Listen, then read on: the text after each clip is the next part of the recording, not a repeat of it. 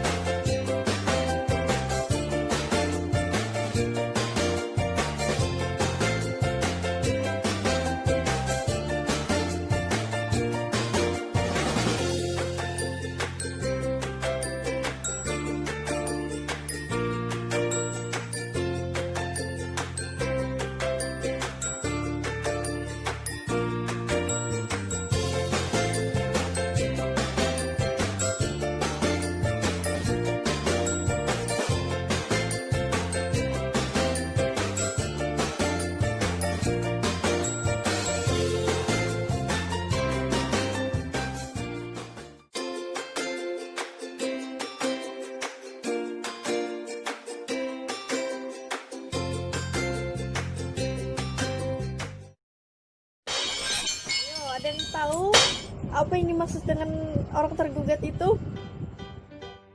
Ya, benar sekali. Jadi, tergugat itu adalah orang yang terkena gugatan dari si penggugat. Jadi, ketika di pengadilan, tergugat bisa membela dirinya sendiri dengan cara membantah kebenaran gugatan yang diajukan oleh penggugat. Melalui dua cara ya. Yang pertama, menunjukkan bukti-bukti. Bukti-bukti yang dimaksud ini bisa dengan cara menampilkan video, kemudian gambar, data-data, ataupun dengan bukti yang lainnya. Cara yang kedua adalah dengan cara bersumpah. Rasulullah SAW bersabda, "Al-bayyinatu 'alal mudda'i wal yaminu 'alal mudda'a 'alaihi." Yang artinya pendakwa haruslah menunjukkan bukti-bukti. Adapun terdakwa haruslah bersumpah. Hadis riwayat Ibnu Majah. Ada 3 lapas yang bisa digunakan untuk bersumpah ataupun ketika seseorang tergugat itu hendak bersumpah di pengadilan, yaitu wallahi, tallahi, dan billahi. Ketiganya memiliki arti yang sama saja, yaitu demi Allah. Selain itu, para saksi juga bisa melakukan sumpah di pengadilan. Contohnya seperti di video ini ya. Saudara sekalian, ikuti lapas sumpah dengan sungguh-sungguh. Bismillahirrahmanirrahim. Demi Allah saya bersumpah sebagai saksi dalam perkara ini akan memberikan keterangan yang benar dan tidak lain daripada yang sebenarnya. Ulangi. Dan tidak lain daripada yang sebenarnya. Ya, silakan. Kemudian saudara Markus. Sumpah adalah untuk membuktikan dengan sungguh-sungguh bahwa yang bersangkutan itu berada di pihak yang benar. Biasanya bersumpah dengan tujuan sumpah yang kedua inilah yang sering digunakan dalam pengadilan. Sebab orang-orang yang tergugat mereka akan bersumpah di pengadilan di depan semua orang dengan tujuan untuk membuktikan bahwa dia itu tidaklah bersalah. Oke. Baik, Lanjut ke pembahasan yang ketiga, yaitu tentang syarat-syarat orang yang bersumpah. Orang yang bersumpah harus memenuhi 3 syarat. Yang pertama, dia harus mukallaf, artinya orang itu sudah balik dan berakal. Yang kedua, didorong oleh kemauan sendiri tanpa ada paksaan dari siapapun. Yang ketiga, disengaja, bukan karena terlanjur, dan lain-lain. Lalu bagaimana jika seseorang telah melanggar sumpah? Ini pembahasan yang terakhir ya. Bagaimana jika seseorang telah melanggar sumpah? Berdasarkan hukum Islam, konsekuensi atau akibat yang harus dilakukan seseorang itu yang telah melanggar sumpah adalah dengan cara membayar kafarat yamin atau denda pelanggaran sumpah dengan memilih salah satu dari ketiga ketentuan yang telah ditetapkan oleh hukum Islam.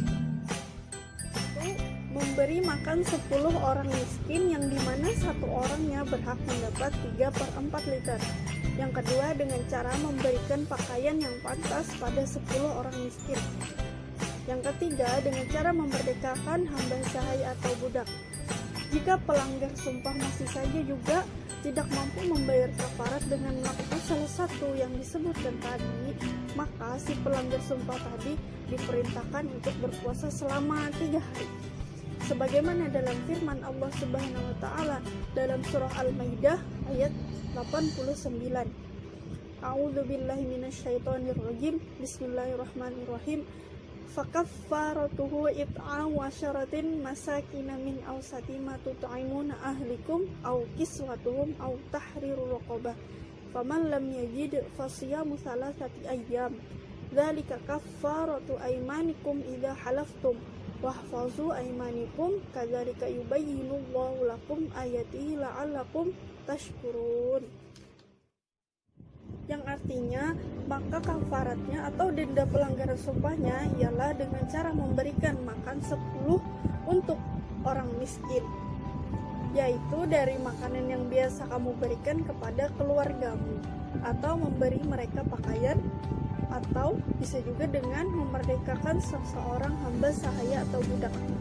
Barang siapa tidak mampu melakukannya, maka kafaratnya atau dendanya tadi berpuasa 3 hari. Itulah kafarat sumpah-sumpahmu apabila kamu bersumpah, dan jagalah sumpahmu. Demikianlah Allah menerangkan hukum-hukumnya kepadamu agar kamu bersyukur kepadamu. Oke, jadi kesimpulan pembelajaran kita hari ini, yang namanya tergugat itu adalah orang yang terkena gugatan dari si penggugat. Adapun kebanyakan tujuan dari orang-orang bersumpah itu adalah untuk membuktikan kepada semua orang bahwa dia tidaklah bersalah, sebab semua orang itu memiliki hak masing-masing untuk membela dirinya sendiri dari tuduhan atau gugatan-gugatan yang diberikan oleh orang lain kepadanya dengan cara bersumpah tadi. Yang tidak benarnya ialah ketika seseorang telah berani main-main dengan sumpah. Maka dari itu, semoga kita semua tidak termasuk dari orang yang senang mempermainkan sumpah. Amin ya rabbal alamin. Demikianlah pembelajaran dari kita hari ini. Marilah kita tutup bersama-sama dengan mengucapkan alhamdulillah.